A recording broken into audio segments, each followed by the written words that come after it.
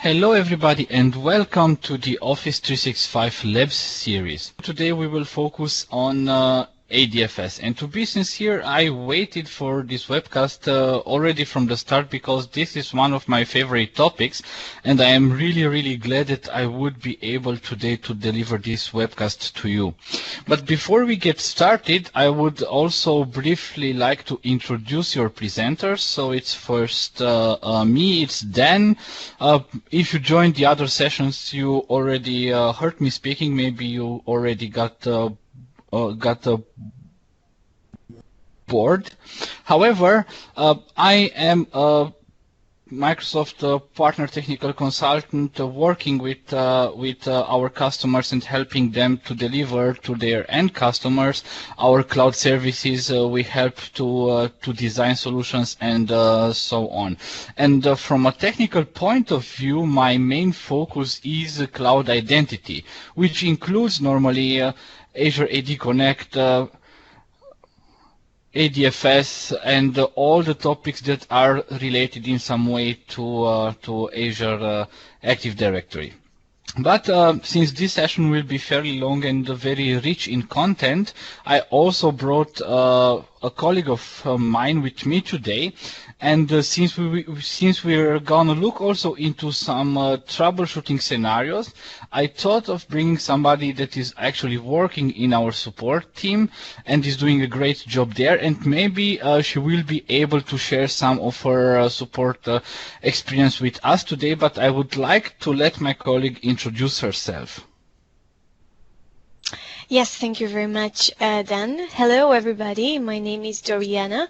I am, as Dan said, a cloud identity support engineer. I have been working with Microsoft for 1.5 years. My main focus is directory synchronization. So I work a lot with Azure Active Directory Connect and all sorts of synchronization scenarios, but also authentication. Not only Azure Active Directory authentication, but also authentication through Active Directory Federation services. And yes, today I will present some troubleshooting guidance for you to have in handy when encountering an issue when logging into Office 365 with ADFS. Okay, thank you very much, Doriana. And before we get started, only very few remarks on our agenda for today. So we'll look into ADFS and the SAML tokens, because as we know, ADFS is using this SAML authentication protocol. We will also look into ADFS certificates, because this is a very important part. Then we will also try to see exactly how we can use ADFS to track down external IP addresses that different devices used in order to connect to our Office 365 services, and we will also relate this to a specific scenario that I encountered when I'm working with a customer regarding or on this type of ADFS authentication. And hopefully we will still have enough time, and we will look also a little bit into a new feature in Azure AD, which is pair up MFA, which is very interesting, and hope we will be able to see it today.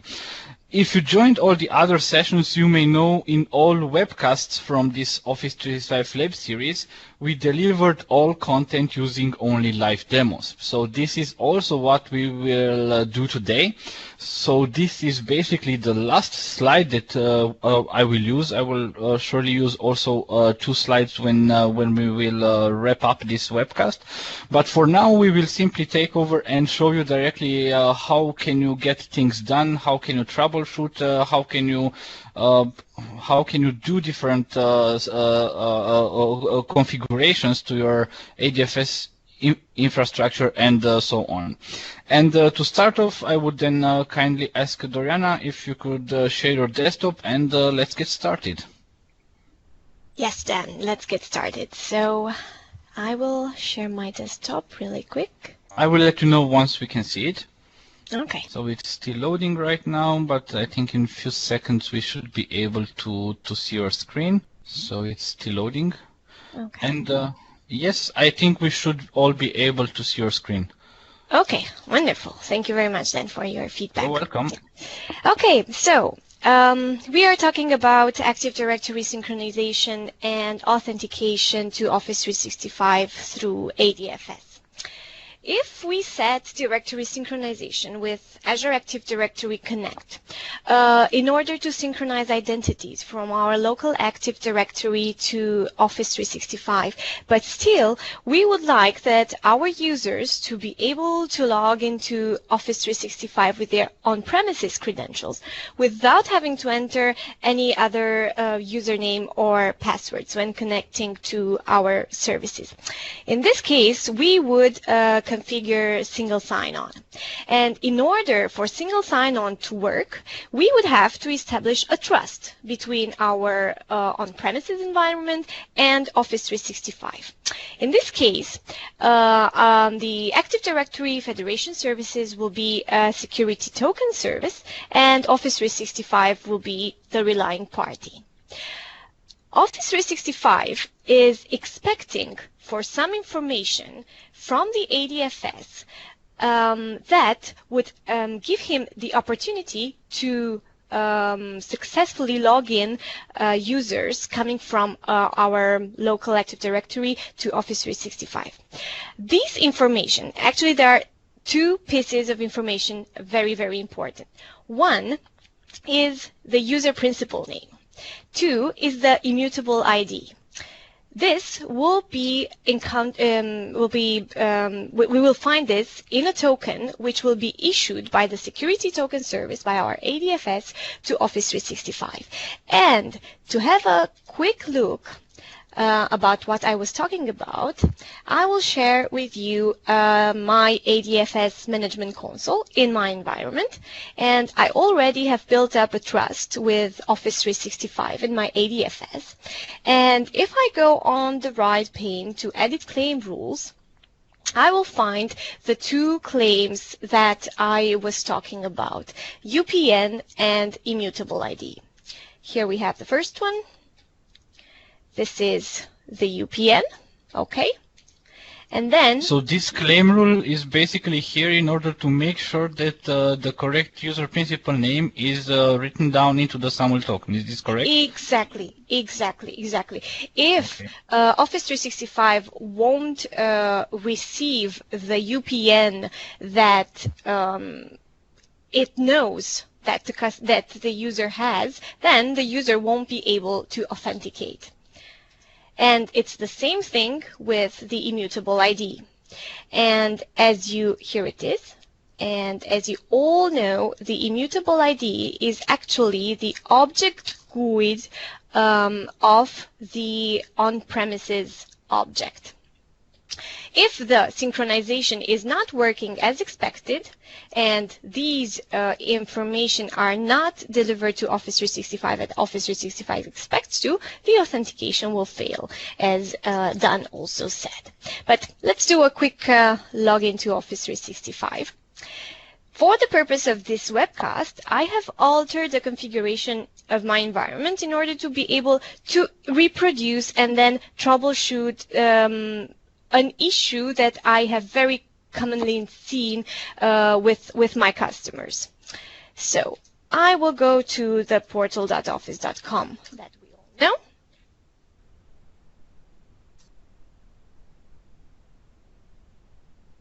Okay, it's thinking a bit about it. And I have also pre-populated a user from my Active Directory that is already federated. I click on the user. Now I'm getting redirected to my STS. Okay, let me give the password really quick. And I have a problem, which says, sorry, but we're having trouble signing in. We received a bad request. But if we look at the bottom of this page, we receive some additional technical information, which is actually really, really good. One, this is a correlation ID and the timestamp. For me, as a support engineer, these two pieces of information are very important to further troubleshoot this if I need to access our backend servers.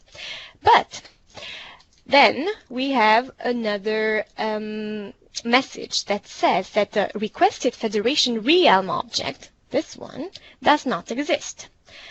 In order to be able to further interpret this error message, what I usually do is I take a fiddler trace.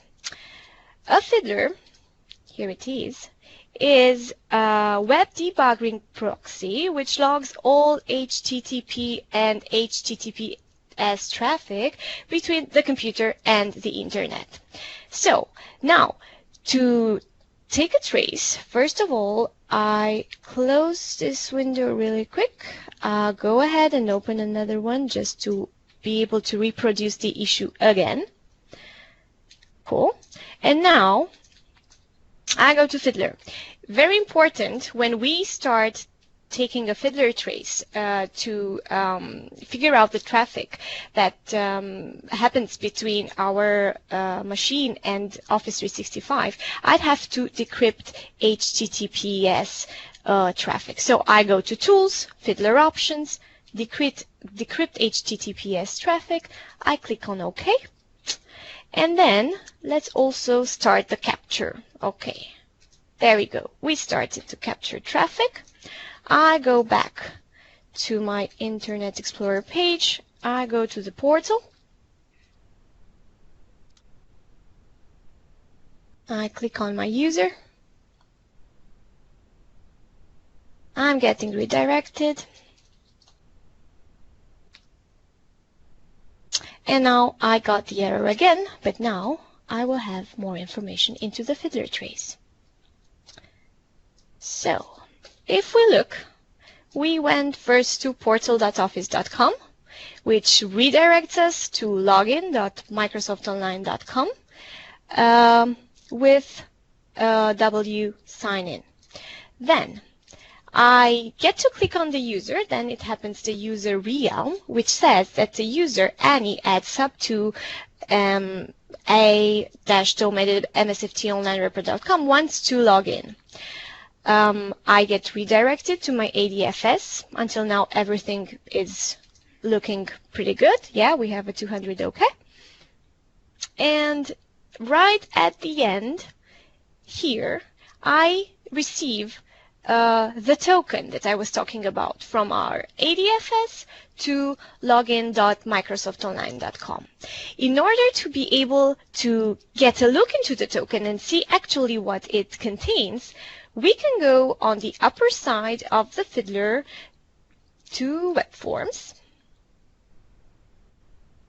And here I have the body and the W result.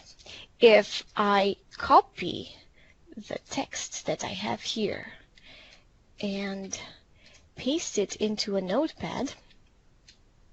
In the meantime, just for clarification, I would like to add something. So basically, you would find always the SAML token in the frame that has that login.srf. Exactly. And it could be, of course, also that you run on the computer also other programs that connect to the internet, and in that case, for example, your fiddler trace will be will have surely a lot of frames, but you should always look for the SAML token for that frame that contains that login.srf. That is the very, very important one.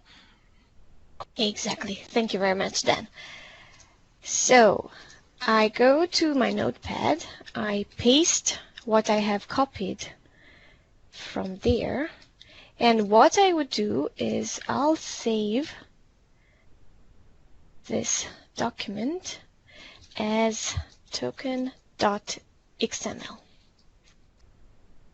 Now let's see what it actually contains.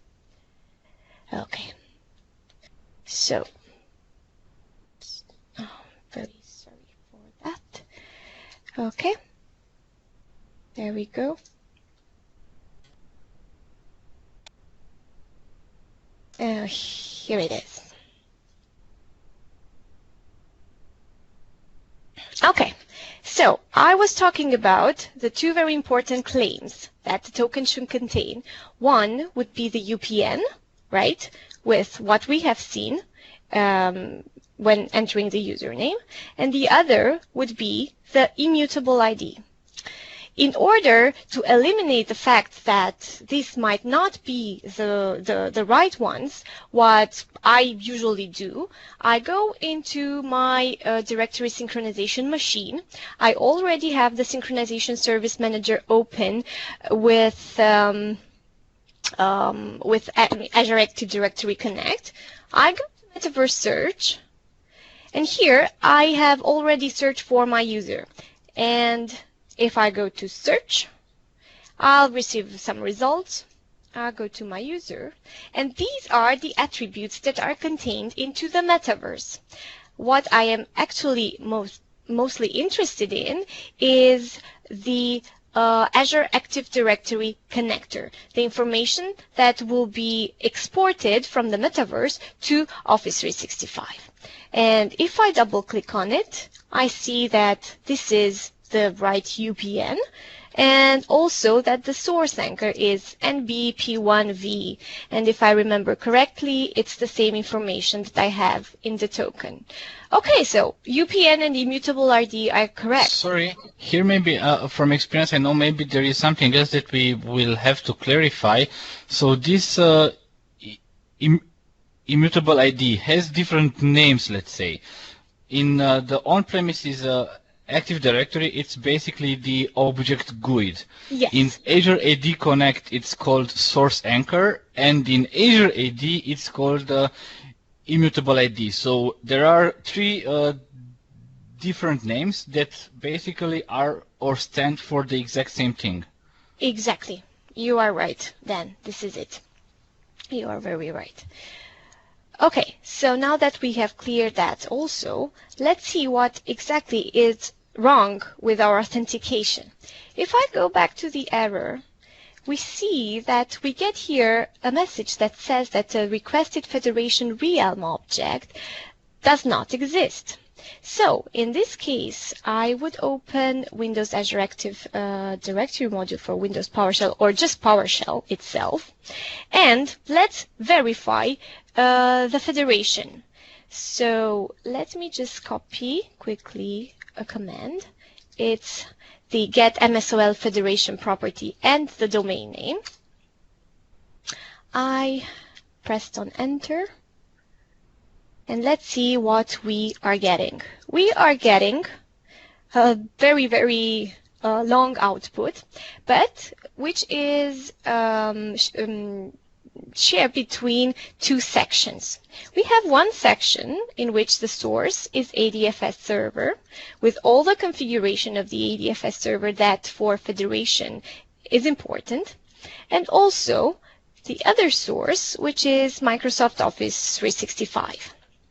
Now, in order for authentication to work as expected and to be successful, in the case we have one federated domain in our Office 365 environment, these two sections here, so the information that these two sections contain, must be similar, identical.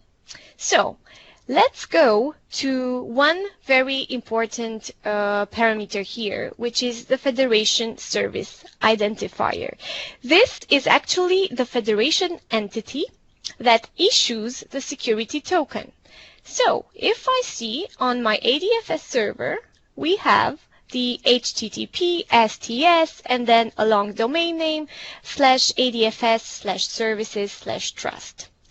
If I look on the Office 365 side, for the Federation Service Identifier, actually, we can see that we have something different. We have the domain of the federated domain of the user that I'm trying to log into.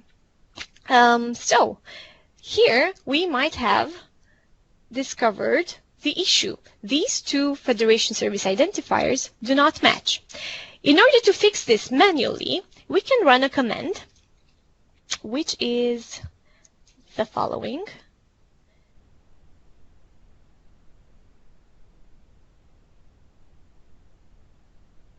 Okay. Nope.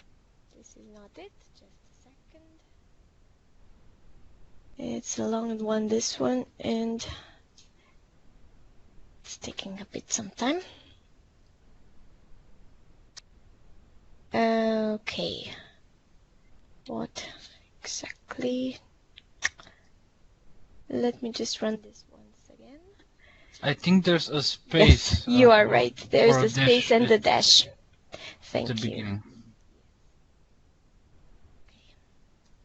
Yeah, we have to make sure that everything is written correctly as expected, not to get any errors. Okay, now it seems that command ran successfully, and we can verify again the MSOL federation property. So again, get MSOL federation property. I press on enter, and now I have Federation Service Identifier, which I would like to show you something else. This can be found into the ADFS properties. So if I click on ADFS and go to Edit Federation Service Properties, I find the Federation Service name right here. And this is the and also the Federation Service Identifier. This is the value that I get with the MSOL Federation property. And if I go back, I see that I have changed also the Federation Service Identifier on the Office 365 side. So what I have to do now is to try to log in again. So let's open maybe another in private session. I go to the portal.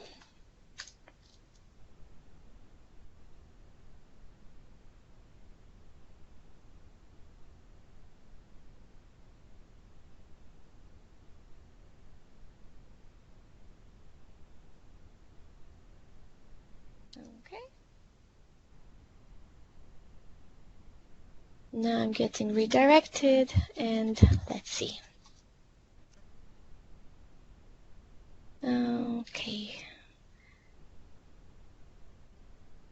Sorry. Okay, now it's looking better. It's working. I'm on office.com, and here I'm on the Office 365 profile of my user, which for the moment is not licensed. So, very important, when we have one federated domain in our Office 365 environment, what we need to make sure is that the information from the two sources, ADFS and Office 365, will match. Okay. For example, if I would like to federate two domains, there would be a slightly difference. And with this, maybe Dan will help us with to share his screen and also run a test. Of course, I will do that. Let me, present desktop. Okay, I should be presenting in a few seconds. Please let me know when you can see my screen.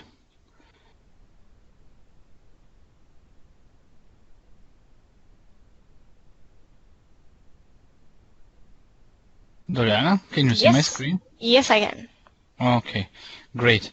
So in my case, let's also run the same commandlet to see exactly what are the ADFS properties. Oh, sorry, this is not the commandlet I wanted to run right now. It's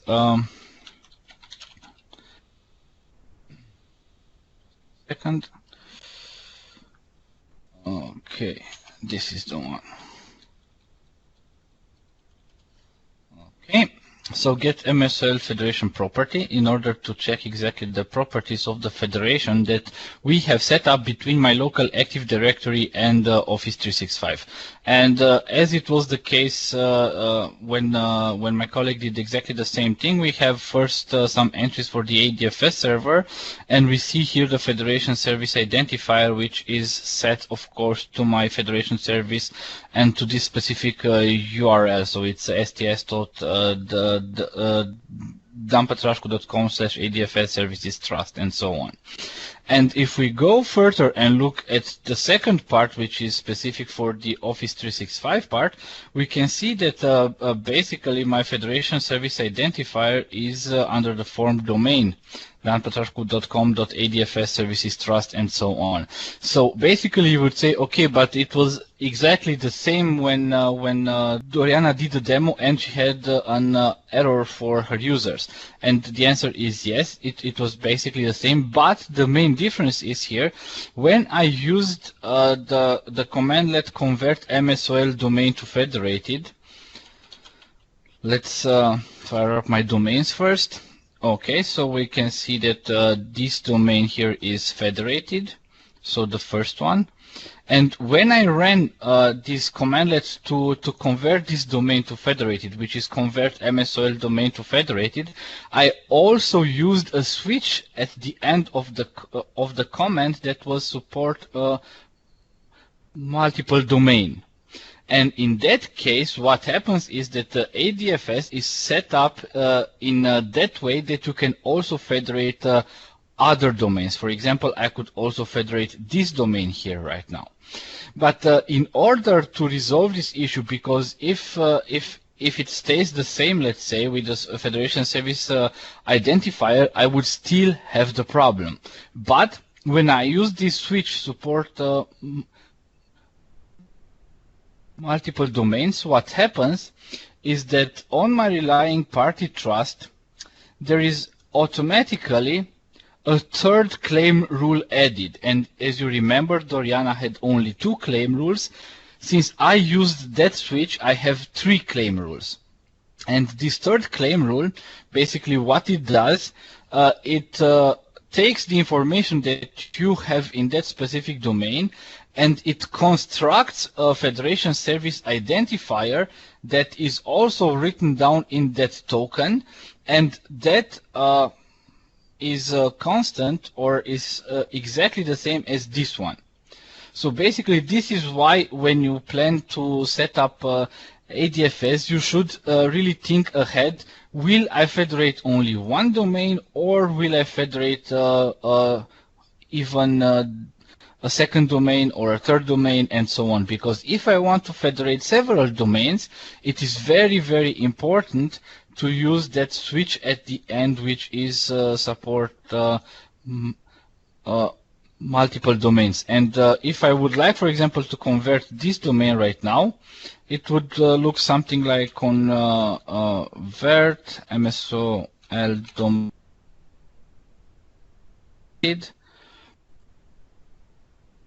Okay, then domain name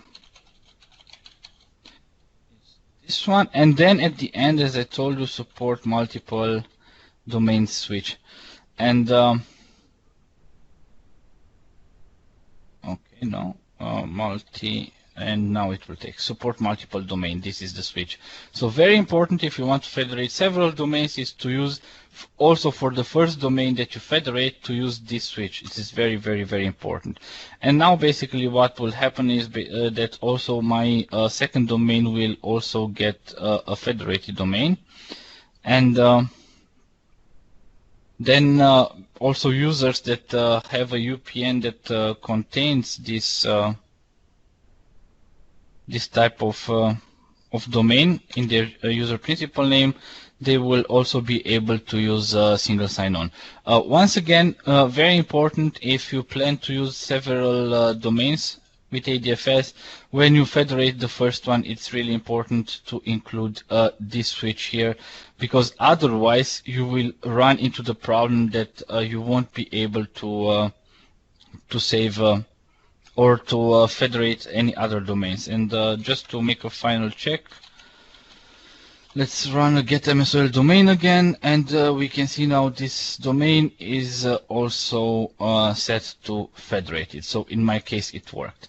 But since, for example, and I think you can take over, Doriana, and show what would happen if you try right now to federate a second domain without using that switch when you federated the first domain.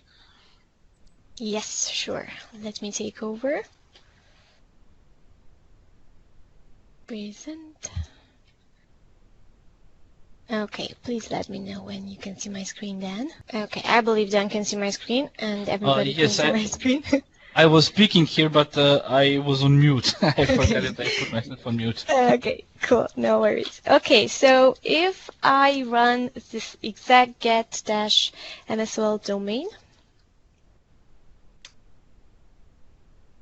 cool. I see I have only one federated domain, which is the sub2 one. So if I would like to federate my other domain, and I run the convert-msol domain to federated, let me just domain name and let me quick copy this one and paste. And I use the support multiple domain switch because this should work, right? And I get the error that says that the switch parameter support multiple domain is not supported. And this is exactly why what Dan was saying, that if I have federated my sub2 domain and did not use the support multiple domain switch, when I want to federate the sub1 as well, I will get into trouble. So I will get into this error. And in order to fix this, I would have to to change the authentication policy on the sub2 domain and put it unmanaged like the other ones. Then I'd have to refederate it again, but this time using the support multiple domain switch so that I would be able later to federate the sub1 domain as well. Okay, if we go further, for a successful federation between Azure Active Directory and Active Directory Federation Services, there is another aspect that we have to take care of, and this is the certificates. The certificates that are used by ADFS to sign the security tokens to Azure AD. And exactly what I was saying, the token signing certificate from the two sources, ADFS and Office 365, must be the same. We have to have the same serial number, the same day when they got created, the 19th of September, the same day when they expire, the 19th of September 2017, and the thumbprint. Usually, Office 365 pulls the certificate from the ADFS server via the public metadata endpoint if we have made this publicly available, so if we could access this from outside our network. But I was talking here about token signing certificate. What exactly is a token signing certificate? This is the certificate that is used to sign the token that is sent to the relying party to prove that indeed the token came from the ADFS. And if I would look into my environment on my ADFS console, if I go to certificates, I have service communication certificate. I have token decrypting, token signing. For the federation to be successful, I am mostly interested in the token signing certificate. And of course, they also token decrypting, because these are normally self-signed certificates. These are good for 1 year, as you can see, and they are dated from the time when the primary ADFS server was installed. And when these certificates are ready to expire, the Office 365 portal would let us know. Let me just show you how this would look like. In the Office 365 portal, we would get a notification that says that one of your on-premises federation service certificates is expiring, and failure to renew the certificate and update trust properties within a number of days will result in a loss of access to Office 365 services for all users. This might come up also in an email that some of you might be already familiar with. It's the same notification that you get in the portal, you get in the form of an email. But how do we know if our token signing and token decrypting are really self-signed, and we won't have a problem for the Office 365 side to be updated with the new certificates if this will be created? So how we can check that? I'll go back to my PowerShell and I'll run the get ADFS properties command. And here I'll get again a block of text. And to see if my certificates are will be automatically renewed or not, I have a parameter that I have to check, and this is the auto certificate rollover, which in my case is set on true. If it is set on true, as I said, the certificates will be configured and renewed in ADFS automatically. We do not have to do anything, but just to make sure that they will be also updated into Office 365.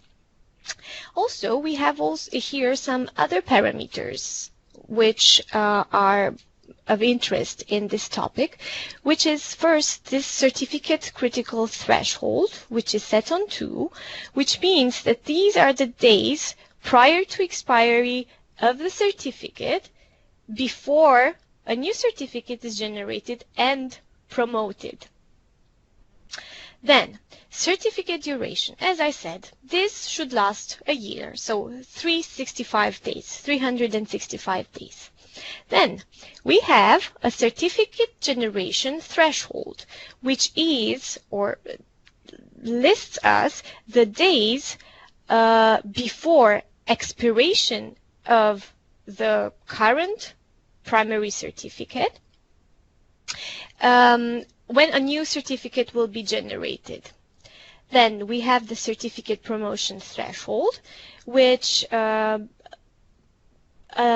shows us after how many days the newly generated certificate, which is set on secondary, will be set as primary. And this is 5.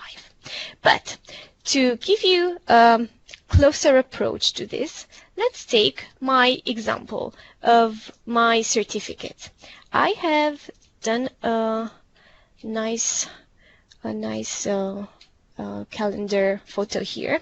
So I see that my token signing and token decrypting will expire on 2017 on September 19th. Here is the 19th of September marked with red. The new certificate will be generated 20 days before the current primary certificate is supposed to expire. This means that the new certificate is marked in green and will be generated on the 30th of August 2017 and will remain as secondary certificate.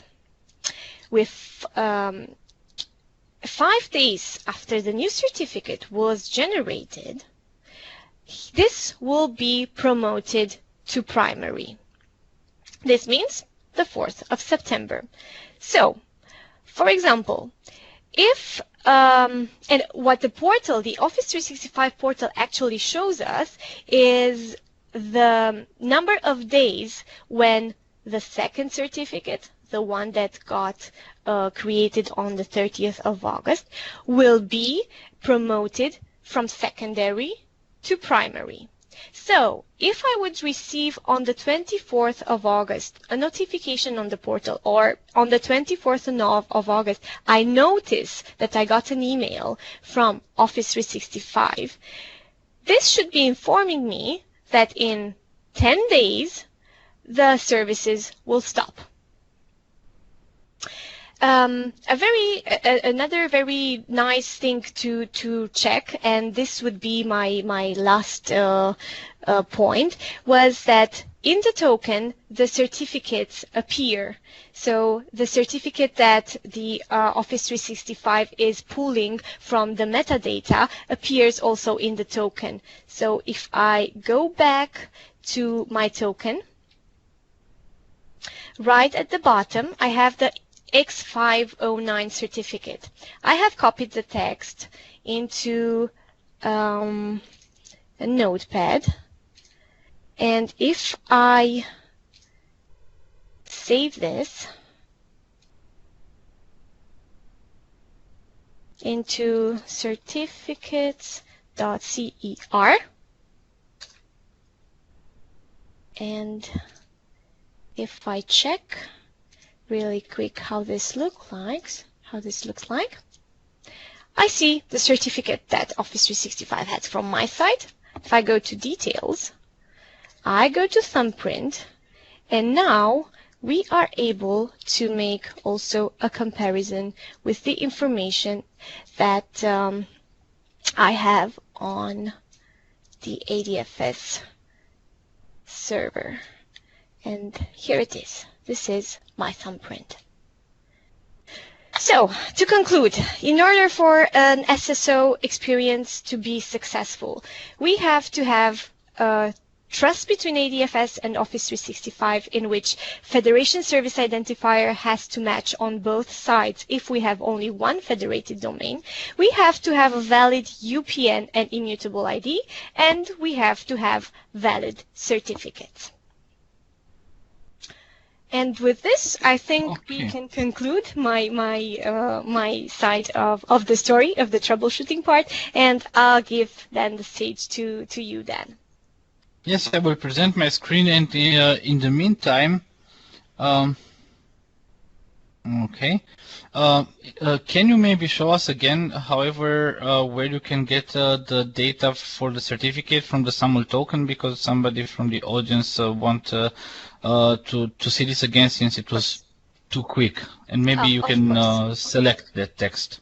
Here is my token, yes, and if I scroll, I think we have a small delay. Okay. If I scroll right at the bottom of the token, I have here the X509 data and X509 certificate. And I copied this whole information from here into a notepad. And okay, I think it's okay. They just wanted to see exactly where did you find this information in the SAML token. Here it is. So this is okay. Good, great. Thank you very much. Now I will present my screen. Just 1 second. Okay. So and in the meantime, maybe just also to conclude a little bit the part about certificates, the whole idea about this notification that you may see in your Office 365 admin center is that if you know, or if you check running get ADFS properties, that that information auto certificate rollover is set to true. Get ADFS properties. No, okay. Then you as an admin basically don't have to do anything, because all the process will be really automatic, and the new certificate will be generated. Then it will be promoted as primary, and if your federation service is also available from outside, so if it is published through an web application proxy server, then Office 365 will take this information directly and will know exactly that you have changed your certificate. However, as an admin, it may be good, let's say, when you notice this type of information in the admin center, that you can check if the new certificate was generated, if the new certificate was then promoted as the primary certificate, and so on, just to make sure that everything is okay. But it should all go really automatically, so you shouldn't be needed to perform any type of action within this process. If you notice that something might be going wrong and the new certificate is not generated, or is not promoted to primary, or that the new certificate is not known by Office 365, then you can, however, also try to run this update MSL federated domain, and in that case Office 365 will know about the new certificate. But again, and the last time, the whole process should be really automatic, and you as an admin should only keep an eye of it, so that you make sure that everything is going wrong, everything is going right. Sorry, of course we don't want that things go wrong with ADFS, because it's a nightmare. No user would be then able to log into Office 365 services. But with this being said, I would like to jump to a new part, and this is let's say not that deep into troubleshooting, but more in the aspect that I'm taking care of as consultant, and this is for example, in very often I receive the question, how can we track down the external IP addresses of devices, or what type of devices do access our Office 365 services? And in this case, we can do that using the event viewer, and I will try to show you how some of these things should work. But in order to do that, let's so what I will do right now, you won't be able to see my phone, but what I will do right now, I will use my phone in order to try to log into Office 365 using ADFS, and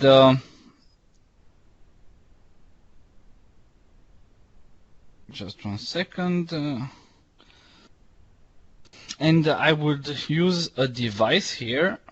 And okay, now I'm asked for my password, because of course if I'm logging to Office 365 from a device, I will go through my web application proxy server, so I will be asked about my password, since the request is not coming from internally. And I will sign in right now to Office 365, and right now the login was successful. Okay, and let's then here do a quick refresh here. Okay, just one second. Okay, so we did a refresh. Now just as a short information, let's also open a notepad. The user I used in order to sign into Office 365 from my phone right now was this one. Okay, we have here a lot of event logs, and it might be difficult to search exactly for the event log that shows us maybe the IP address of the device that this user used in order to log into Office 365 services using a certain device. But in this case, for example, we can use here the find feature and in event viewer, and let's, for example, put the SAML account name. And in this case, I would be able to see exactly just one thing. I'm sure that I'm on the first event here. And now with find, I would be able to find next. And here I see a certain event, which is 501. And something is clearly about this user ID. But what we will look for in this case, we will look for an event that is 403. Just 1 second here, maybe this one. And in this event 403, we are able to see a lot of very, very important information. Here we won't be able to see the exact IP of the device, but we will be instead able to see exactly what device this was. And in this case, of course, this is firstly, it shows us basically a lot of things, but always at the third place here, it is the device that I used in order to sign in to Office 365. And in this case, I know that this specific user tried to sign in from Lumia 950. So this is a very, very important first information that we can take from ADFS side. Now, the second information is the external IP address. And for the external IP address, we'll have to look for the event ID 410. And in this event ID, we see this XMS forwarded client IP address. And this is the external IP address of the device that used of the device that was used in order to sign into Office 365 services by the user that I have specified here. So in this case, we have the external IP address, and we have the exact information about what device this user used in order to log into Office 365. The other question would be, okay, but why would this information be important? And the answer is because there are a lot of scenarios when users use some devices to connect to certain services, but then they acquire a new device, they forget about the old device, then at a certain point, maybe also in AD password gets changed and the old device is not updated with the new value, and then you would see that maybe at some point one of the services will try to connect and will fail because it uses already wrong credentials, and you might see that the user is locked out from Active Directory based on the group policy of information that you have set up exactly on how many bad authentication attempts a certain user should be blocked. And when a user is locked from AD, that is a fairly big problem. And I would certainly like to show you also this example from a practical point of view, but very important before we do that, because the problem was if you worked with ADFS also before Windows Server 2012 R2, then you know that there was a fairly big problem, because maybe if somebody, let's say, entered a wrong password on a device 5 times, the account got locked out on the local Active Directory, which is bad, because this means that that specific user is also not able to log into his computer anymore, and so on. But starting with ADFS 2012 R2, we have a feature that is called Extranet Lock Out, and this is a very, very important feature. You see, in my case, it is set to true. By default, it's set to false. But with set ADFS properties, you can set it to true, and you can define also a threshold of 3.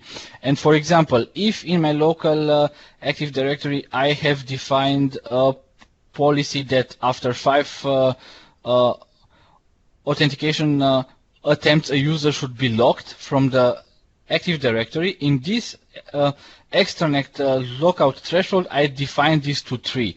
And what this will trigger, it will lock that user on the web application server side, but not in the local Active Directory. So this means that if a certain device or user tries to authenticate 3 times to Office 365 and it does not work, then he will be locked out on the web application proxy server, but he will still be able to log in to his computer, for example, in his office, and so on.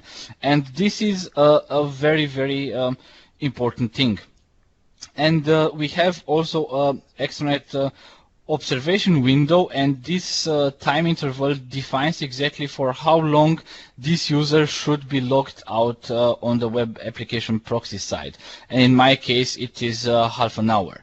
So after half an hour, the user should be, however, able to log in to Office 365 again. And why I wanted to show you this, because if you set this to true, and for example, right now I will use my device in order to try to log in again with the same user to Office 365 services, but in this case I will provide 4 times a wrong password, so that we can afterwards check exactly what we have in the event viewer. So the first time, the second time, and now the third time, and the fourth time. And now let's get back to the event viewer. Let's close this. Let's close this exact event, and let's do a refresh here. And once again, we know exactly which user had this problem. But however, if we use this type of feature, always when an account gets locked out, you will see on the ADFS server this event ID 516. And in this case, you can see, for example, the username. You can see again the client IP. So this is the IP that I used, and how many times I entered a wrong credential, and exactly on what date this was done the last time. And now you can see, for example, that we have here also an activity ID. And what I will do right now, because the scenario is that I also want to find out exactly what device is causing this type of lockout. And in this case, I can take the activity ID from this event 516, so it's always 516 when this feature is activated and an account gets locked out. We'll also go and use this find feature in event viewer and paste here the event ID, the activity ID, and maybe I chose something wrong, because normally this should be lead us to all other events that we might have in the event viewer and that are strictly related to this specific authentication attempt. However, based on the fact that it's taking so long, I think that it goes through all the events in this event log right now, and it would be most probably fail. Let's once again event 516, and maybe I copied something wrong. Let's try to do it again. So copy, and let's go back and find and paste this again and find next. In this case, it has found.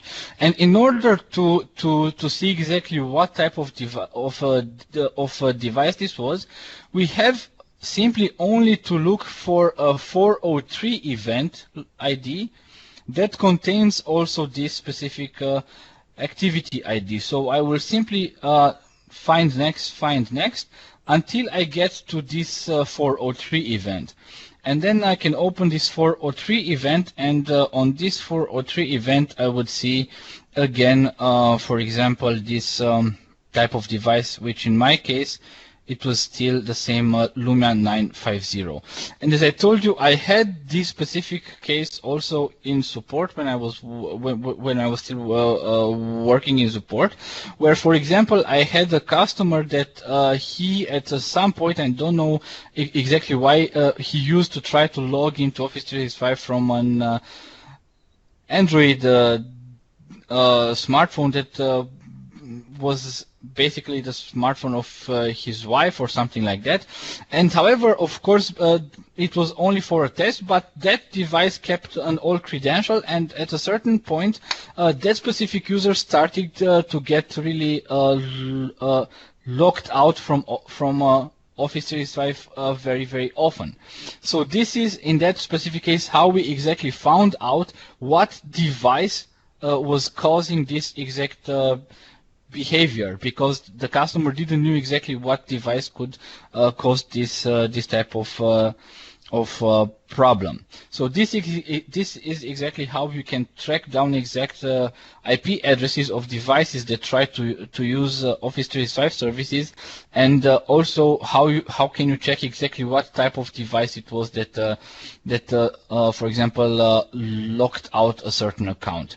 And now I know you're already a little bit late, but I would still like to go also into MFA, which is a very, very interesting thing. I know you all may know exactly how MFA is supposed to work in Azure Active Directory and so on, but what I wanted to show you today is a new feature that was released in production somewhere in August, and that allows us, let's say, to define exactly that only for certain applications we should enforce multi-factor authentication, and for other applications not.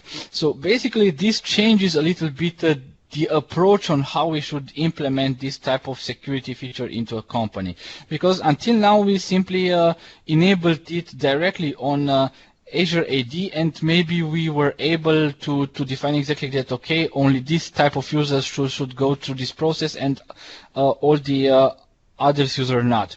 But however, now in a SaaS world, we very often see cases when customers come to us and say, okay, but I have, for example, developed an in-house app that connects to the Office 365 REST APIs, and we use impersonation to do that, and in order for this application to be successful, we need to skip this type of MFA.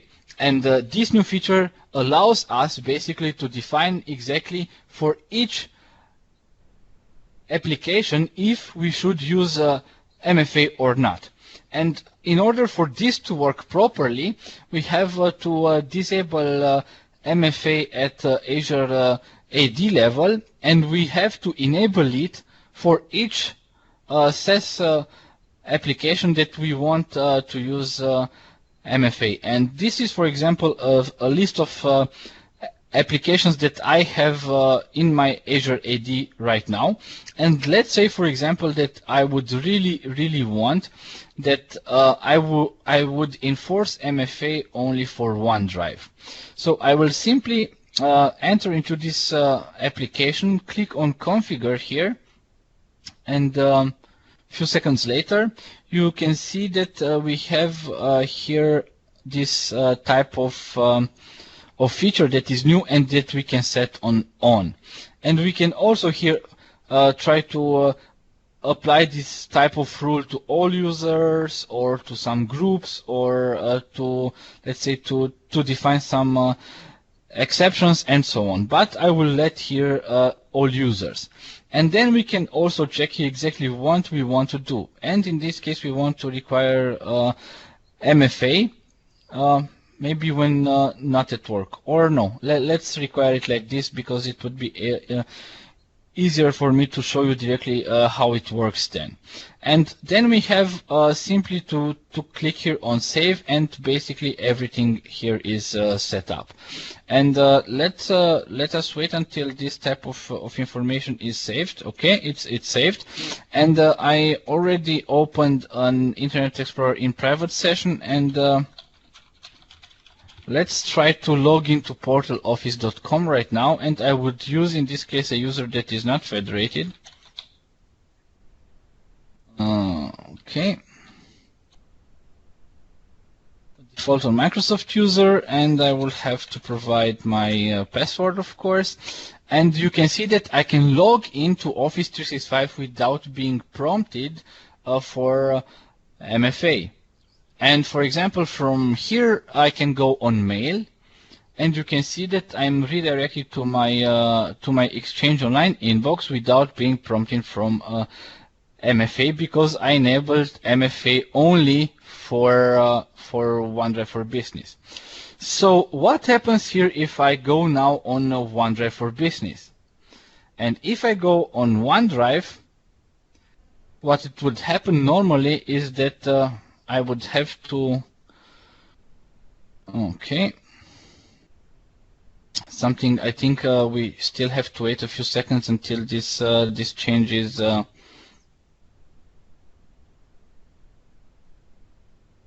Okay, let's try to close this session. Let's review this again. We want to have on, we have to all users and require multi-factor authentication, and only for this application. So everything should be fine from this point of view. So let's try again. Let's try a new in private session. Portal.office.com, and we should now log in once again.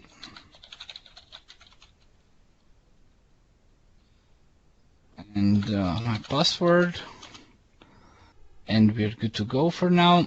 And let's try to access OneDrive right now. So if I go to OneDrive, I'm still redirected to OneDrive. Okay, I really don't know exactly why this is not working right now. Let's do this also with Exchange Online first, because when I tested it, it worked. Okay, let's go back, and let's also do it for Exchange Online. We should go to the application configure, and we should wait a few seconds. Enable access rules on. We want to have this apply to all users, and we want to require multi-factor authentication, and then save.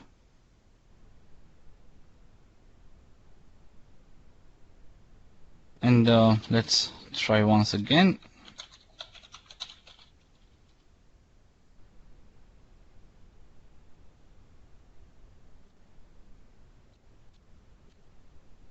Okay, my username, my password, and now we should be able to log in. Sorry, that didn't work. Okay, seems that I was redirected to wrong. Okay, I was redirected to my personal account.